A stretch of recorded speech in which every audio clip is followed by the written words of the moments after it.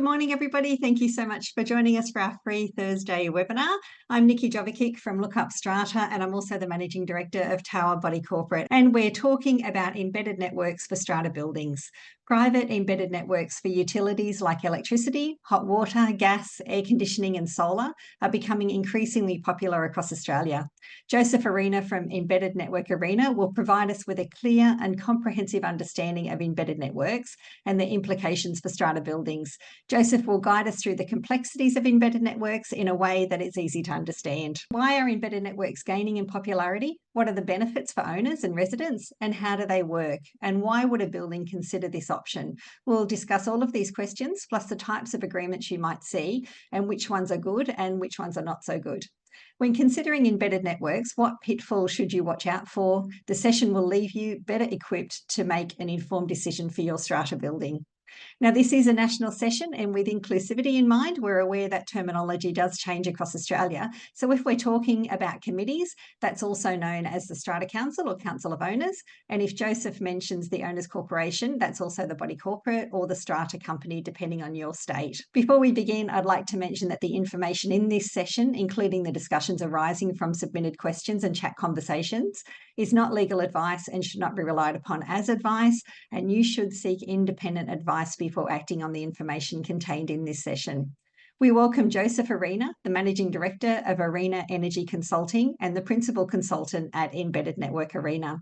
Joseph has dedicated over 2 decades to the Australian energy sector. Joseph's expertise in renewable energy, electric vehicle charging, embedded utilities such as electricity, hot water, gas, air conditioning and emerging technologies has earned him a reputation as a leading authority in this field. Joseph regularly presents and writes articles on various aspects of the energy space, including his white paper, Unravelling Embedded Networks for Strata, and we'll include a link to this white paper when we share the recording of the webinar. Joseph understands that embedded networks hold immense potential in revolutionising our approach to energy consumption. However, they must be well managed. And it's a pleasure to have you here with us today, Joseph. Thanks so much for joining us. Thank you, Nikki, for the very warm welcome. And I think you hit the nail on the head there, is they must be managed well. So that's absolute key. So thank you, everybody, for the opportunity today to present. We are doing a national view on embedded networks. So some things I'll just touch on briefly, but other things I'll get into more detail. And yes, there's the Q&A at the end to touch on that. So just very briefly, we'll touch on the size of the sector and of course, what an embedded network is, how and why and where and what sort of buildings they'll be in. In all sectors, there's winners and losers, so we'll touch on that as well. And certainly a very controversial topic is choice. We'll work through how choice works in embedded networks, and we'll touch on some key regulatory items across Australia. So first, let's start with almost not a quiz, but a question. Residential networks are found across Australia, and people can say to themselves, they wonder how many people live inside embedded networks. And the answer is, there's over 1 million people live inside embedded networks across Australia. So it's not a little boutique segment anymore. It's getting bigger and growing every day. The fundamentals are very similar per state, but as Nikki sort of touched on with different states' rules from a strata perspective, there's also the same regulatory compliance and difference in rules and nuances from an electricity or energy perspective as well. Our presentation will certainly touch on all those key points. So what's an embedded network? So sort of a semi-technical definition would be power or utility supplied to lots of homes or commercial buildings that's in a particular development. But the best way to sort of think about it, if you consider apartment buildings or residential apartments, retirement villages, shopping centres, airports, you're sort of getting a sense it's a multi-tenanted sort of building arrangement. So they are private networks. So all the utility, whether it's electricity or gas or even water to a degree, it's all running through as a centralised meter. That meter is generally called a gate meter or a parent meter or bulk meter. It depends on the terminology for the particular utility. The utilities then sort of supplied downstream within that private network and to individual metering, and generally called child meters. So you have that parent-child sort of relationship from the bulk point to the individual customer points. And common utilities certainly will cover electricity. That's very common in embedded networks. Centralised hot water and gas certainly becoming very popular and has so over the last 10 years or so. And more recently, everyone's been talking about EV charging, of course, and batteries and solar can all be utilities or bundled into embedded networks. Now, centralized air conditioning is certainly an embedded utility as well. Potable hot water, sometimes you might see billing arrangements with potable hot water, so we'll touch on that a little bit in the presentation as well. And fiber, so fiber to people like an alternative to NBN, certainly could technically be classified as an embedded utility, but very different to embedded networks as such, so we're not really going to dig into that a lot today.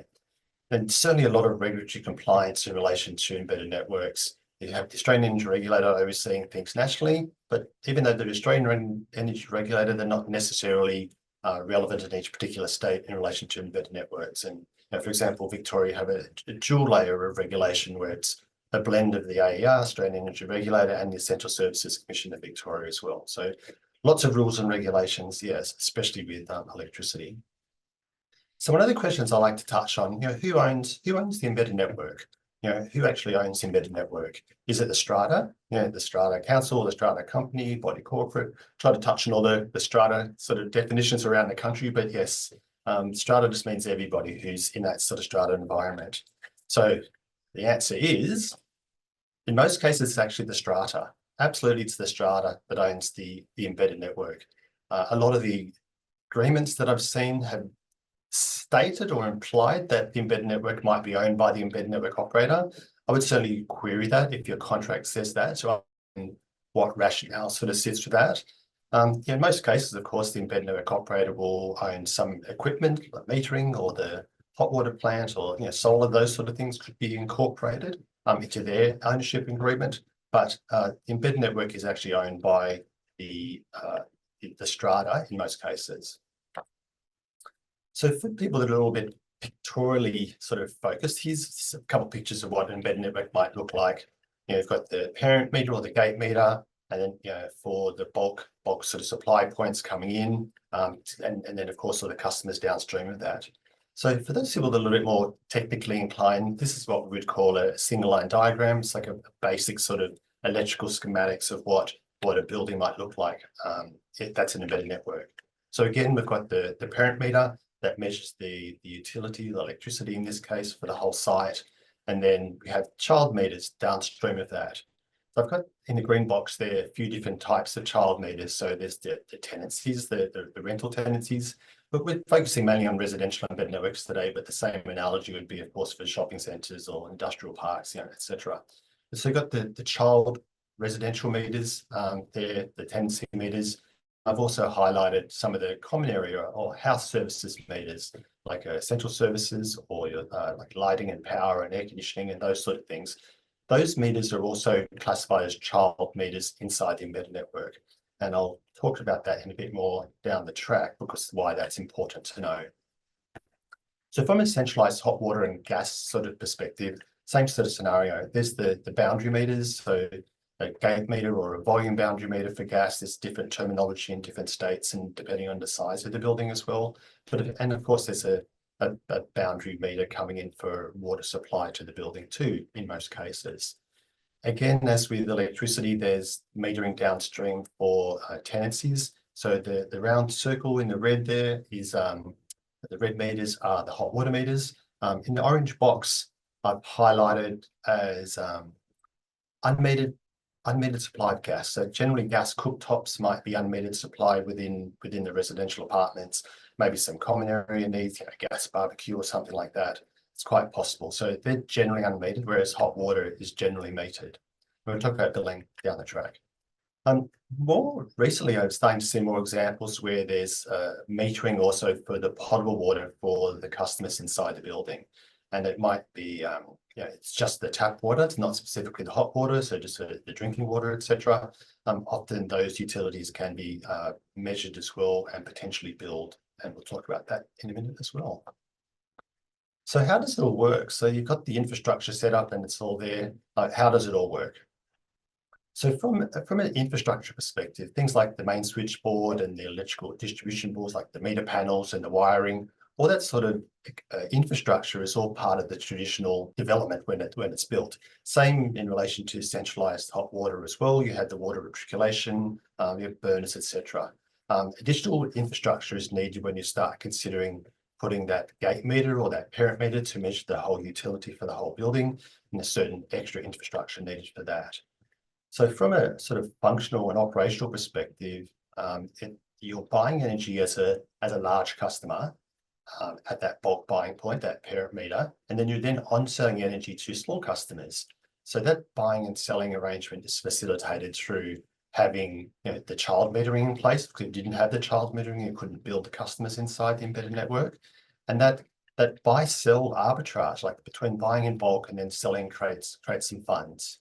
So those funds can then be used for discounting or shared benefits with the owners or even tenants that are in the building, and certainly creates a profit opportunity as well. So from a contractual point of view, hot water and electricity are very similar, but we'll just touch on electricity first. And there's always an agreement between the embedded network operator and the strata and the owners corporation or the body corporate or the whatever it is in that particular state. And then in addition to that, there's a second style of agreement, and that's the actual selling of the electricity itself.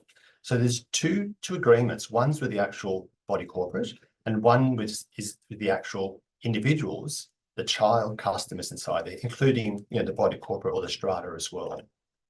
So we've talked about child metering a few times. So the meters that are there enable measurement of the energy that's used. So people will build on a user pay basis as opposed to just an estimation or amortization of total costs.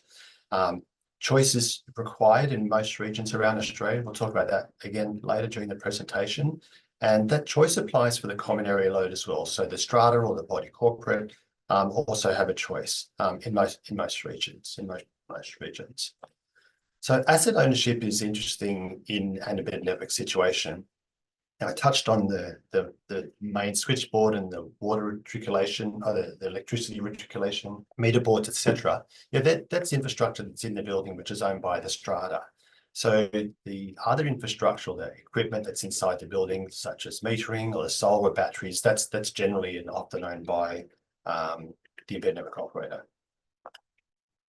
So with hot water, same scenario occurs. There's agreement between the strata and the embedded network operator, and then there's the on-selling of the hot water and gas cooktop if it's applicable to the occupants. Maybe the strata will have a hot water requirement or gas needs as well, so that would be there.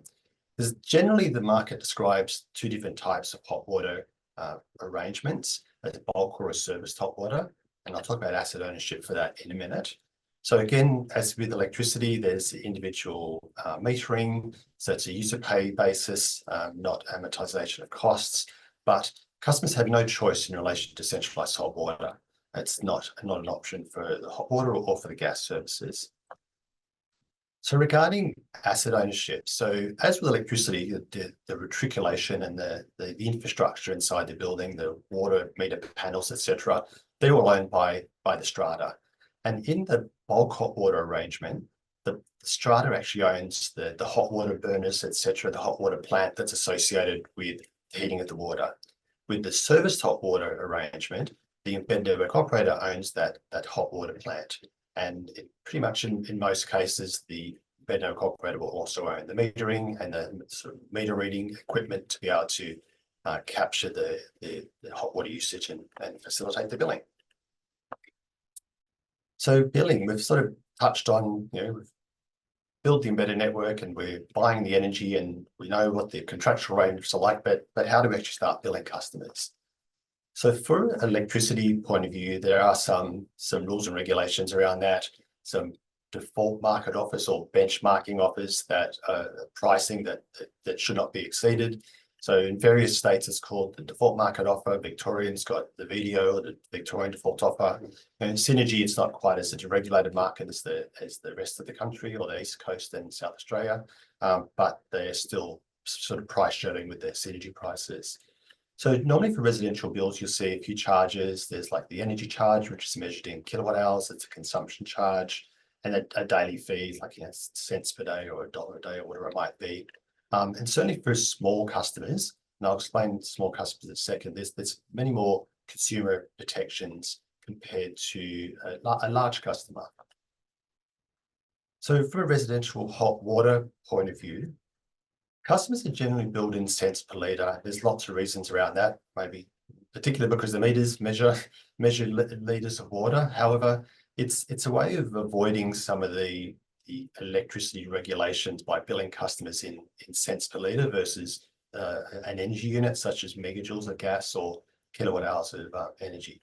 So you'll see a cents per litre cost on your bill for X amount of litres of hot water consumed, and you have a rate for that. And there's a daily service fee as well, and that might be a combination of a few things, depending on how the infrastructure has been set up and who pays for it. And again, the gas cooktop fee, if that's applicable. And we talked about potable water before when I had that blue circle of metering. That's not that water we're talking about here with the potable hot water billing. So this is the water that's consumed by the resident in the particular apartment. Is being charged for the heating of the water, but they're also being charged for the actual water as well. And it's not a charge that the embedded network operator gets the revenue for. They're actually charging it on behalf of the strata, recovering those costs, which are no markup allowed. It's recovering the costs and then rebating that money back to the owners corporation. It's a way of just sort of passing cost of water consumption from the bulk meter instead of the strata paying for it, the individual residents. There are different rules and regulations in different states about that, but it's a service that's not everywhere, but certainly happens sometimes as well. So I talked about large and small customers a little bit already. So the large customer is generally like a business customer or a C&I, like commercial industrial customer, whereas small customers would be small business customers and also residential customers.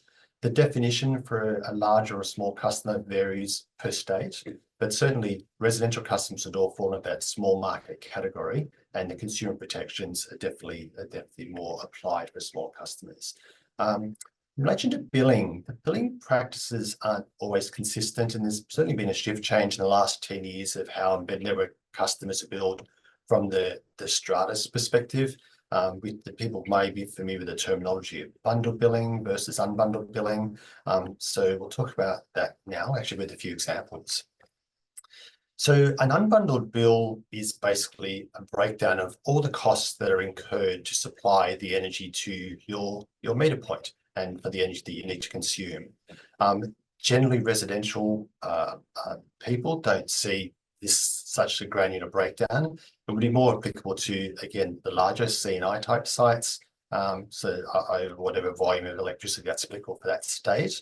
And it's a breakdown of, which would apply in many cases to the common area load inside certainly larger buildings. And most embedded networks would be generally larger buildings. So without going through this line by line, there's the energy commodity itself, some of the regulators' charges, like the AEMO stands for Australian Energy Market Operator, so environmental charges, the network distribution charges, so the physical cost of distributing the energy to your particular building, and to your meter point, and the metering charges associated with that as well. So converse to that, you have the bundled billing arrangement where you do not see that sort of granular detail. And in the bottom part of that or the middle of the bill, you see how much energy was consumed, the start read, the end read of the actual meter read, so you can understand how many kilowatt hours were consumed. And then the bottom part of the bill is normally a daily fee and a kilowatt hour rate. And that's generally what you would see. So all of those costs we saw in the previous slide are all basically bundled into this total delivered energy price. So winners and losers. This is probably an emotive sort of side of embedded networks. We're going through a bit of the technical and operational sort of side of things, but let's see where it lands with the winners and the losers. So let's start at the beginning. So property developers. So certainly a property developer has an opportunity to save a lot of time and energy and effort and money, certainly by establishing an embedded network. And certainly one of the key things is just dealing with the energy distributors and the retailers. So if you think of like a case study or an example, it's a building of 100 apartments. It's a brand new building. It's being built. There's 100 individual residential meters for electricity, and there's one common area meter, for example. So that's 101 meters need to be installed. So that property developer needs to have 101 relationships with the energy distributor to get the building energized, 101 relationships with an energy retailer establishing individual energy accounts for those customers to all get energized. So it's a lot of time and energy and effort savings from an administrative point of view. The embedded network operator will certainly pay for plant and equipment, and anybody who's familiar with an embedded network contract, if it's in your building, you'll certainly be aware of that dynamic. So that relationship between a developer and the embedded network operator would generally be called some sort of an establishment or a development agreement. It'd be sort of unique to that particular operator, what they call it. Certainly, the developer can enjoy some technical support from the embedded network operator, getting their site energized, with one parent meter as opposed to 100 odd meters, and enjoy that sort of technical support too. So on the positive side is certainly the establishment of green microgrids. It's one of the sustainability benefits of establishing an embedded network. And if you consider installation of solar, and more recently, people are talking about battery storage as well. From a hot water perspective, centralized hot water plants certainly more energy efficient and space saving. And the consolidation into embedded network from a future-proof perspective, the introduction of technologies such as EV charging needs, it's just easy to manage inside an embedded network for the most part. I guess from a property developer's perspective, environmentally sustainable properties are certainly more saleable, one would consider. And there are certainly scenarios where there's been direct potential financial benefits for the property developers as well. Some property developers are even contemplating and have set themselves up as an embedded network operator business, and there's many examples to that. So I don't want to spend too much time in these next two slides, but these are just lots of familiar brands from embedded network operators, and there's lots and lots more around the country. In the last few years, there's been quite a bit of consolidation. Origin's buying out a few, and then a few other consolidation of embedded network operators, rebranding and consolidation happening as well. So Strata needs to win sometimes as well. So let's consider what the Strata sort of benefits are. So certainly if you have an engaged embedded network operator, you can consider a whole of site management approach, and you're getting some sort of support and benefits directly from the embedded network operator as well. And of course, hand in hand with that, you'd want to have good discounts for the occupants, below market tariffs for the Strata, the common area account, and other potential sort of benefits for the Strata as well might be including some sort of annuity, say an annual rebate that's applied to the common area energy account. In a scenario when the embedded network operator owns the hot water plant, they'll certainly maintain that hot water plant and any cost to repair. We talked about the recovery of the potable water within the building as well, whether that's through the actual hot water or just the regular tap water, the cold water. Those scenarios can be there. Again, free battery, free batteries, free solar, free EV charging infrastructure, and the management of the EV infrastructure as well from a billing perspective. So the Strata's not out of pockets. It's one of the more complex issues to deal with setting up EV charging in non-embedded network buildings when the energy is being drawn out of the common area load. And of course, there's opportunities to share some more benefits of giving funding to the Strata from the embedded network operator, LED lighting upgrades or the air conditioning upgrades, those sort of things. Another sort of scenario where the Strata might win is establishing a self-managed model. There was a scenario where I suppose the buildings manage it themselves. You can control your own tariffs. The money that you earn from the embedded network or the profit that you're making out of it can be reinvested back into the building. And certainly if you start to incorporate solar or energy efficiency upgrades or LED lighting upgrades, or all those sort of considerations, that money can be pumped back into the building. So we certainly don't provide financial advice, so you need to speak to independent financial advisor as well. You need to consider what tax implications might be applicable. So if the body corporate or the Strata is earning an income, then perhaps that needs to be declared on people's individual assessable income from a tax perspective as an owner. But again, get financial advice on that. So to manage all those operational things we spoke about a bit earlier, you can outsource all of that. Absolutely, a meter provider. There's a role in the market called embedded network operator. It's an accredited market participant requirement. Most embedded networks, electrical embedded networks, need to appoint one, that would need to be applied to the site. The billing and custom management services, which is not necessarily the embedded network manager, could be a different party doing that. So regulatory compliance is very important. I spoke about that certainly in relation to electricity. We'll touch on other utilities down the track. And management, just the day-to-day management of the embedded network. But it's a business. You are actually running a business, so you need to have good risk management strategies in place. You're certainly going to take on board the liability of the financial liability of the parent meter for procuring the energy, potentially some bad debt risks and compliance and dealing with hardship and dealing with the ombudsman, all those sort of issues. They're not insurmountable, they're manageable, but again, they need to be managed. So it's certainly an opportunity for the strata to make some money in those scenarios. So the good, the bad, and the ugly. So we really need to talk about the other side of the fence as well. So because the embedded network operator obviously has to fund the plant equipment up front, there's a need to recoup those costs, and potentially in higher energy costs, depending on the nature of the way the embedded network operator functions. There may be nominal or no discounting for the common area, and certainly not sharing any of the benefits with the owner of the building, which I think is of utmost importance. Price gouging for the individual occupants. Sometimes they're excessive, and at the end of the term, there's still a significant liability to pay out. So you need to understand what liability you've been set up for. And so indeed, profiteering on customers with limited choice. And from like as a servicing point of view, you don't want to have someone just set, forget, no service from the operator, no account management, really poor customer service. It really emphasizes the situation of really feeling locked in and trapped in the embedded network, which certainly a lot of people may consider that if they're not getting some of the benefits out of it. The big question, can existing multi-tenancy buildings be converted to embedded networks?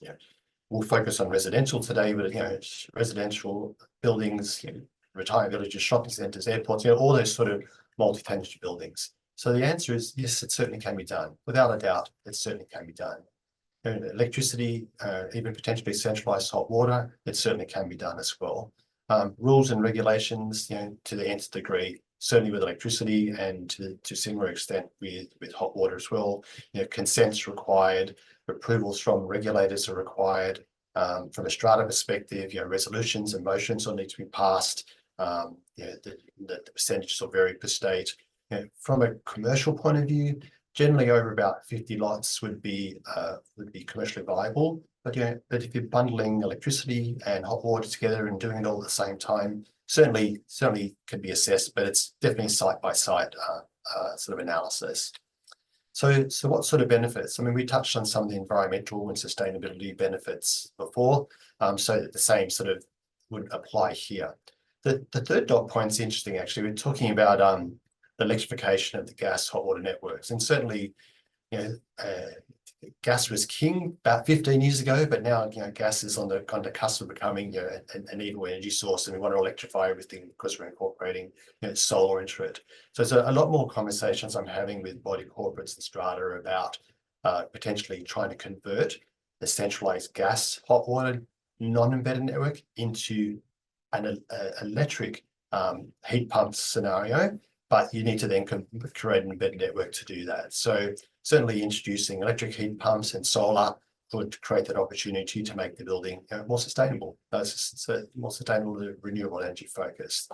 Again, this scenario of self-managed options, so the strata want to do it themselves, great. We talked about that in the previous slide. Or if you don't want to do it yourself, you can then engage an embedded network operator to facilitate and run that process, and they'll fund all the plant and equipment and whatever's required and help to facilitate all the consent process.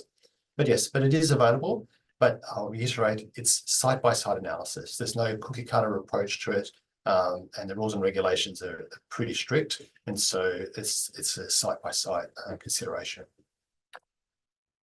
So advice, without sounding like this is self-serving, but certainly I think committees need lots of advice in relation to embedded networks. I'm just going to run by a case study example here for an embedded network scenario in New South Wales.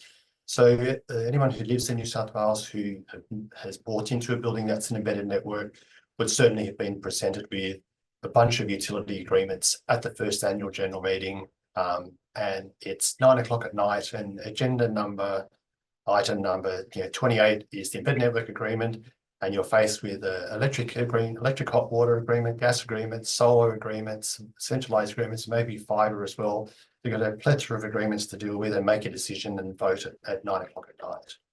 So the issues that really float around that is, do you actually understand what the agreements are? Are you open to engaging an operator untried? Like some agreements are 5 years, which at face value seems reasonable, but then some are 10 years. And I've seen some agreements that are like 20-year agreements. It's just extraordinary. So you're making a decision late at night and ready to decide to lock someone in for 10 years. So can owners seek advice? Do you have to pass the motion, at 9 o'clock at night? And the answer absolutely is no. And the power will not be cut off overnight. But as we touched on, there's lots of rules and regulations and compliance requirements. So it's not said forget. It's not said forget.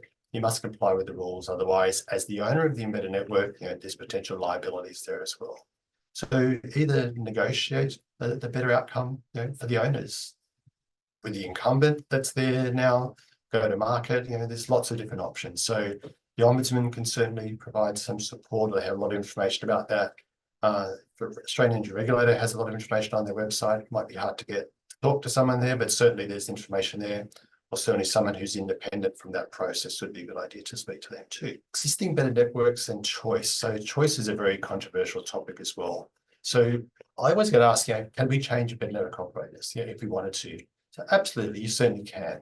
You've got options to either negotiate with the incumbent or go to market, or even the common area load. We talked about that being a customer inside the embedded network as well. You can certainly change provider for your common area. You don't have to buy the embedded network operator. And if the agreement says that, I would certainly just question or understand or challenge that. So there's certainly restrictions around term and how long common area energy can be signed up for under Strata rules as well. So why is it a good idea? To state the obvious, to test the market. You just want the best deal for the building that you own, your embedded network. That's certainly one scenario. Improving your carbon footprint, great. Let's introduce solar, EV charging, all that sort of stuff. Working with an engaged embedded network operator, and indeed considering the self-managed model. So some of the good points that we talked about before, you get better value out of it. And it's actually a pretty straightforward process. So, gosh, I've lost track of how many embedded networks tenders I've run in the last X number of years. It's just lots. There's no cost for the embedded network operator, no embedded network operator cost to bear.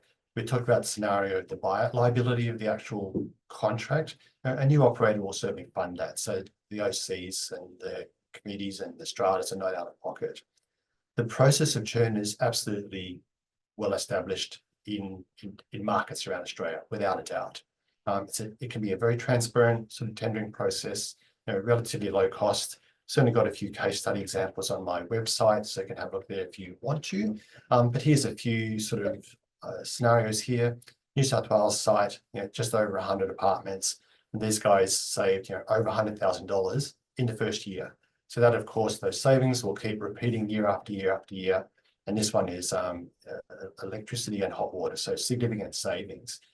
The other case study I've got is a Victorian one. We saved about nearly just over $37,000 a year, just under 40. And that included also free solar, 65 kilowatts, I think, maybe we might have gone larger with solar. So significant savings for year one, ongoing savings for the rest of the term, and also free solar that will be gifted to them at the end of the term with no buyout liability. So definitely a winner in those situations. So choice, the very emotional topic of choice. So let's talk about that now. We'll uncover that a little bit. So with electricity, yes, in most states, yes, customers do have choice. It's a bit of a complex process. The customer needs to approach an energy retailer, say, I want an energy-only offer. I want to go on market versus being an off-market customer. So on market is buying your energy from your retailer of choice. Off market is buying energy from the embedded network operator that's managing your building. But always a but. In reality, it's actually really difficult. It's really difficult for residential embedded network customers to churn. In a shopping center scenario, it's a bit more common. You might see 20%, 20, 30% of tenants can transfer out, but that's because they're larger customers. So for residential customers, it's really difficult to exercise power of choice. Basically, it's really fundamentally difficult to find an energy retailer that's prepared to provide an offer to a residential customer inside an embedded network, particularly because you're a small customer, like a very small customer, not a lot of margin in it for them, to be blunt about it. So you also receive most likely a dual bill scenario. So in that unbundled bill, you might remember we talked about the network charges and the energy commodity charge. So when you sign up for your retailer of choice, they'll charge you for the energy commodity charge, but then the network charges, you'll be issued a separate bill by the embedded network operator because they're incurring that cost. So they have under the rules, so they're able to charge you. So in relation to centralized hot water and gas and air conditioning, there's no choice. There's no choice at all. You need to buy from the embedded network operator. So the only options are really just seek some independent advice, the ombudsman, consultant, that sort of thing, if you're not happy with the scenario that you've got at the moment. So regulations, we've talked about regulations a few times. Let's just go through some of the fundamentals as well. There's certainly differences between the states. There's generally an exempt framework for selling since sometimes the energy is sold not under an exempt framework, under what's called an authorized framework. So it might be an authorized energy retailer versus an exempt energy sort of on seller. Lots of details of that, but we're not going to dig into that now, but certainly there's two different types. And there's distribution exemptions as well, and they need to be registered with the regulatory body too. Embedded network manager I touched on before, that's the market participant accredited appointment of a embedded network operator for most embedded networks, not all, but most. Billing and payments really should reflect the market. We talked about the registrations. So for example, the Australian Energy Regulator nationally, not Western Australia, Central Services Commission in Victoria, there's lots of regulations. Again, in most cases, I think actually all around Australia, the residential embedded networks need to have access to the ombudsman. So someone needs to register with the ombudsman as well or join the ombudsman scheme. Again, power of choice must be offered. And indeed, correct metering should be there as well. So very briefly, I'm going to touch on just the rules and regulations around Australia. And that's a whole presentation in itself. So we won't do that today, but just touching on it just very briefly. Australian Energy Regulator is currently assessing the market rules around on-selling of energy. We're expecting some new guidelines to be issued soon. And really, it's all about promoting customer protections, improving choice, improving transparency. In New South Wales, IPARC just recently undertaken a review, sort of all work in progress. They're focused a little bit on electricity, but significantly on hot water and air conditioning and thermal sort of billing services to give some more customer protections there. Again, it's all about customer protections.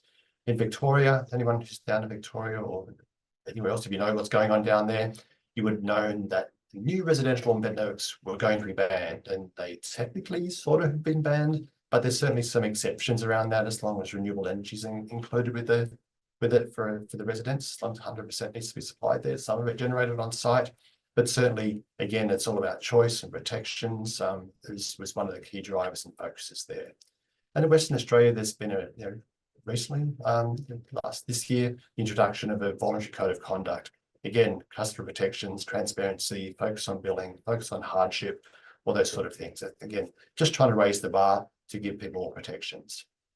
So I think we're getting pretty close to running on time, so that's good. So summary points. So certainly a good opportunity for developers to differentiate themselves, without a doubt. There's certainly an opportunity there. But if you want to have a transparency, let the owners know what's going on. If you want to make the site more sustainable, throwing in solar, including EV charging, those sort of things. Everybody likes to live in a green and sustainable building. And share the financial benefits. Like the embedded operators really should share the financial benefits with the owners and the occupants, certainly in my opinion. And from a developer's perspective, again, it can be more attractive to sell a sustainable looking building. So positive or negative, we sort of touched on lots, the good, the bad, and the ugly today. But again, it's not set and forget. Absolutely not set and forget. If anyone takes anything out of today's presentation, it's not set and forget. Just understand your embedded network and are you getting the best value out of it as a body corporate, as a strata, as an occupant, as a tenant as well. Speak to your landlord if you feel you're not getting a fair arrangement. So we talked about brownfield conversions, and yes, indeed, there's certainly options to do that. Lots of rules and regulations to comply with, and absolutely site-specific review would be required. No cookie cutter stuff. So owners, so when I say owners, I'm talking about like the strata. So the people who own the apartments in these buildings. You have an option or right to seek advice. You have an option to say no. You have an option to seek and negotiate, get a better deal, get a better outcome, get some value out of the asset that you owned. Again, review other suppliers. If you're not happy, just see what's out there in the market. And indeed, rules and regulations on the horizon. It's been a slow journey over the last 10 or so years, and lots of regulatory reviews and slow changes, but it is improving, certainly better than some of the days that were 15 years ago in the embedded network sector. So that's a big thank you from me. We've had some positive reactions from people that have had great experiences. We've had some not so positive reactions from people that have had not so good experiences and feel like that they have been limited in their choice that's been provided to them. But we might just cover a few of the comments if that's okay. So the first one I might ask is, what protections exist to ensure that the quality of meter readings and billings by an embedded network is up to the same standard as the billing by an established utility?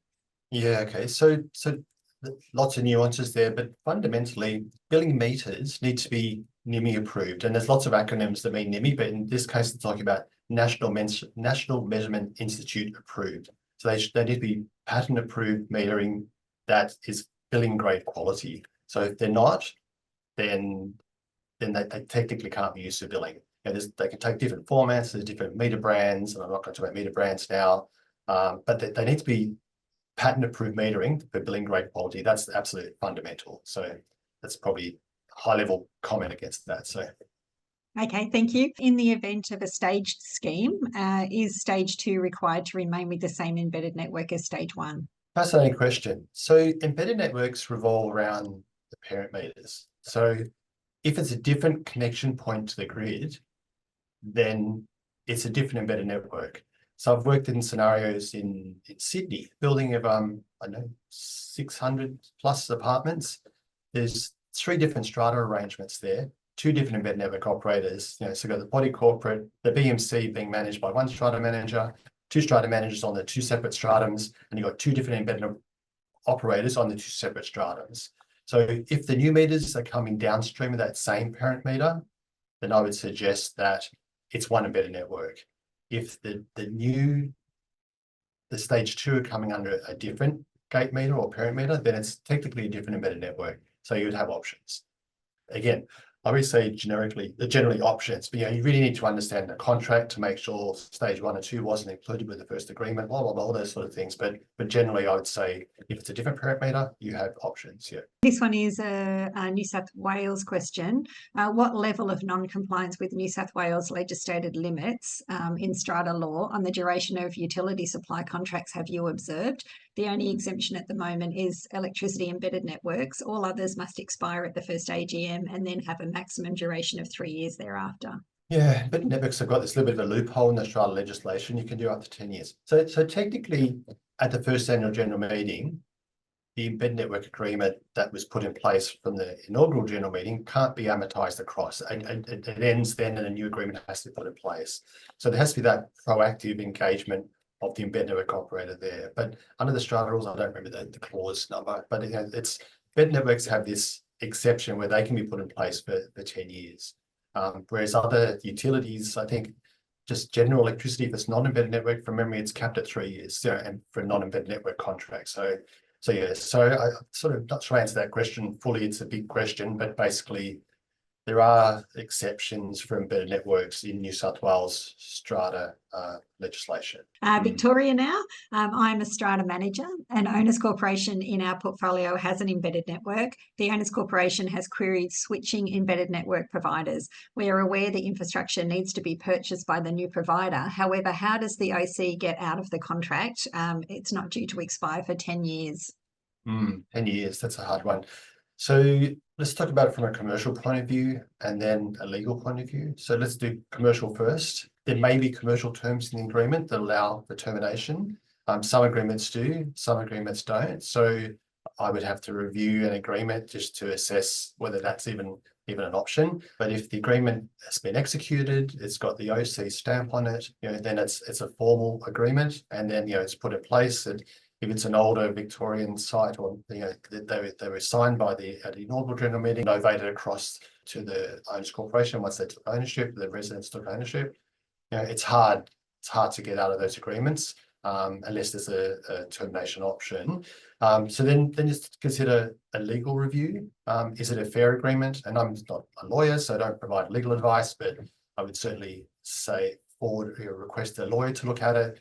Are there any breaches of Australia consumer law? Like, start going down that path. Is it a fair and reasonable agreement? Does the Victoria, wasn't it? Does the OC committee have appetite to potentially take it to court? There's all these sort of dynamics that come into consideration. But while there are lots of generic aspects to the embedded network sector, it's so much site-specific stuff, contract-specific stuff. And some embedded network operators will have agreement in place, and then they change the style of the agreement, they change the style of agreement. So it's not always a cookie-cutter answer. So yeah. Thanks, Joseph. Back to New South Wales. Is it possible to convert a centralised gas hot water system to an efficient electric heat pump system, and what are the potential issues? It's absolutely possible. We sort of touched on that in our presentation as well. Lots of rules and regulations around that. So electric heat pumps can be certainly more efficient than gas, and certainly when you're starting to incorporate solar into that as well, and potentially even battery storage too, you can start to think about the sustainability benefits that might result, come as a result of that. So yes, great idea. Let's convert to electricity, and let's do that. Throw solar on the roof, and is the solar able to put on the roof? Is there enough electricity capacity coming into the building? But those dynamics need to be considered. Terminating the gas arrangements with a local gas distributor. Lots of dynamics to consider there, but that's probably a bit of a high-level sort of comment on that. So, yeah. But it is possible. Again, case by case, lift up the bonnet, have a look, and then work out what the best options are. I keep saying that often, but it's the way it is. There's everything's case by case. There's very little cookie cutter stuff in my old embedded network sector. So. Okay, and then another one for New South Wales. When an existing embedded network agreement is expiring, is it better to roll over the existing contract and operator, or are better results achieved by going to market to tender for a new operator? And what are the potential issues? You go to market. It's a competitive tender environment. Do you want to negotiate with the incumbent, or do you want to negotiate with 3 or 4 people? It's obvious you're going to get a better outcome when you do that. If there was a existing liability buyout, in all cases, in all tenders I've run where there's a liability buyout, the new operator has funded it without a doubt. In some cases, even if it's an unreasonable liability, but I've just said, it is what it is. Either submit a proposal or don't, and if you want to participate, you do. So in all cases, I've had the liability buyouts, so the OCs are not out of pocket. It's said about issues, potentially, just the facilitating the transfer from one operator to another. It's a process. It's not insurmountable. It's not overly complicated, but it's a process. And I just like to, if I recommend a new provider coming in, I just like to feel comfortable that I know their background, they've got experience, they understand what it means, and communicating with customers, and sometimes explicit informed consents required from individual customers. It's a whole process you need to go through. One thing about the energy sector, it's very, very rules and regulations focused. So if you operate within the rules, you can do it. But churning from one to the other, it's fundamentally a straightforward process, and I've lost track of how many times I've done it. So. Or facilitated it. So, and this one was a national question. Is there a step-by-step practical process that can be shared for committees to follow to reduce ongoing embedded network costs? Like any building, energy efficiency would be the first sort of port of call. Putting aside whether it's an embedded network or not, let's start with energy efficiency. And I'm not going to run through all the 25 million options there are, but the best savings, the cheapest energy you pay for is the energy you don't use. But simple things, lighting upgrades, timers, sensors, the energy audit, those sort of things. Find out where you can actually save energy. So step one. So that's embedded network or not. And just because it's an embedded network, those things are not eliminated at all. So then, from an embedded network perspective, I think the most important starting point is understanding your scenario. Is the strata getting the best value out of the embedded network and the embedded network operator from a tariffing perspective, sharing the benefits? Could you potentially try to get some solar put on the roof funded by the embedded network operator? that gets fed into the common area. So you're actually, again, you're paying, the cheapest energy you pay for is energy you don't use. So it's trying to reduce how much energy you consume. So I would say engaging with the incumbent to see if you can get a better deal. If they're not up for the conversation, which I imagine they would want to be, you then can consider getting another provider. I talked before about potentially transferring the common area load out of the embedded network. It's really hard for residential, but much easier for a common area load that's classified as a large market customer. There's certainly energy retailers that would do that without a doubt. So yeah. So it's some fundamentals there. Energy efficiency, step one. And then negotiate with the incumbent or get a better deal, step two. So okay, this one's Queensland. Our apartment block will have paid off our current 30 kilowatt solar by mid next year, and the savings made by the solar panels will have paid for themselves. It was a 5-year payback. Our next major project is adding a battery to time shift solar energy. We'd like to create our own embedded network to sell the electricity back to individual lots within the building. We have the room on our roof to expand the solar to a 100 kilowatt system. Is it possible within the law? And if so, where do we find out how to do this?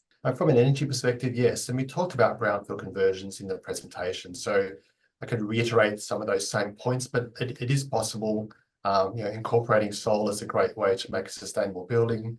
Putting aside the business sort of side of it, if you're selling renewable energy that's generated from the sun as the source, obviously you're selling electrons you don't pay for, apart from the capital costs to install it and maintenance costs for the solar. So certainly, yeah. So it is possible to do lots of rules and regulations to follow. You got to, if it's in Southeast Queensland, you've got to deal with Energex as well for getting a gate meter installed. You need explicit informed consent from all the individual customers. So it's not a deemed consent or an opt-out consent. It's an explicit, so it's opt-in consent. Lots of rules and regulations around that as well.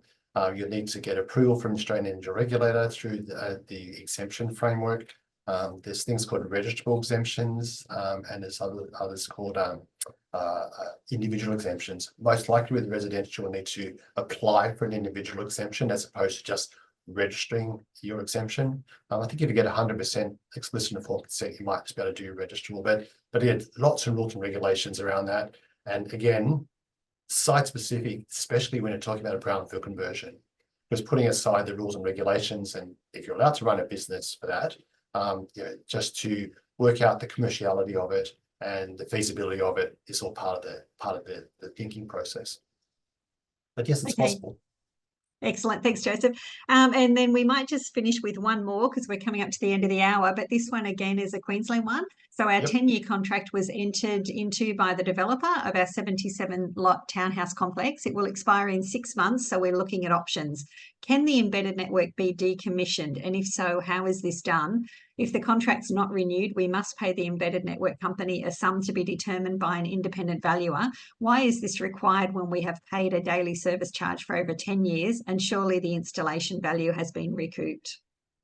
Lots of questions there. Let me do that backwards. That one's the most, I think, controversial sort of question. Like, at the end of a 10-year contract, we still have a buyout liability. It's sort of what I touched on, one of the unhappy embedded networks, or let's call it losers, the embedded networks. You've been there for 10 years and you still got a liability. That's quite, I think that's unreasonable. But to really understand that site, I would need to review the individual contract to understand the who, the how, the why, when, where, like why is that the case? It's not unique though. There are a lot of embedded network agreements where there's a buyout liability after a 10-year term, when yes, you would consider that the assets could be depreciated over that time. I'm sure if there are any embedded network operators on this, they'll justify the reasons why it goes beyond 10 years and depreciation of assets and blah, blah, blah, all that stuff. So I'm not going to start an argument now, but if the agreement's been executed, then you've got to sort of operate under the rules of the agreement. If the agreement's unfair, and then that's when you get legal advice around that. But it's an absolutely reasonable question to ask. The reverse engineering an embedded network, we talked about the gate meter and the child meters, etc. So to reverse engineer it would be quite a process. You need to remove the parent meter and the infrastructure around that, remove the private metering and arrange market metering to be installed. It's a big project. Costs involved, different per state, a big project, again, a case-by-case assessment would absolutely be required. So, do you find that happens usually, or do most people roll into another embedded network? So I find I have questions about, can we get out of this embedded network scenario? And then I do some investigations for them, tell them the cost. So they say, this is all too hard. No, we won't do that. Let's just run a tender. And then if people end up with a net position that they're better, either free solar or all of a sudden an annuity of $20,000 a year is being applied to their common area, and the discounts now, guaranteed discounts against the regulated tariffs, as opposed to, barely any discounting at all. People at least, oh, well, we're in this scenario, but it's a better outcome than before. So again, I cannot tell you how the best outcomes are through a competitive tender process, without a doubt. So I mean, it's an obvious thing to state, but it's absolutely there. Yeah. Okay, excellent. That's wonderful. Okay, always ask our presenters right at this stage in the presentation if you'd like to leave us with any thoughts before we finish the session. My website, Embedded Network Arena, it's got lots of resources on there. My absolute objective is education. Yeah, of course I run a business, but through education, people can make informed choices. So the creation of that second website I've got, the Embedded Network Arena, is all about education. Lots of resources on there. Fill your boots, have a look, download stuff, and then you can make informed choices. I'll leave it at that. Thank you. If you gained value from this video, please hit like and subscribe to our YouTube channel. If you're looking for information about parking, strata insurance, defects and more, head over to lookupstrata.com.au or sign up to our free weekly newsletter via the link in the description box below.